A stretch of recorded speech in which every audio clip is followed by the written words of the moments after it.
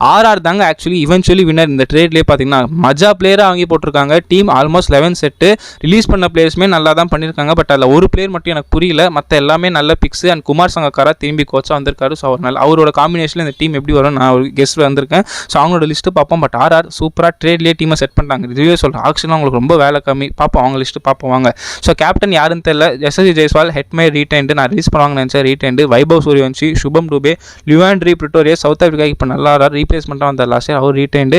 Through ஜுரியல், Ryan பராக், ஜடேஜா, சாம் கரன் ட்ரேடில் வாங்கியிருக்காங்க. டோனன் ஃபெரேரா செம்ம பிக்கு ட்ரேடில். ஜோஃப்ரா ஆர்ச்சர், துஷார் தேஷ்பாண்டே, சந்தீப் சர்மா, யுத்வீர் சிங் சரக், வேனா மஃபாக்கா, நாண்ட்ரே பர்கர் இவங்க ரீடைண்டு.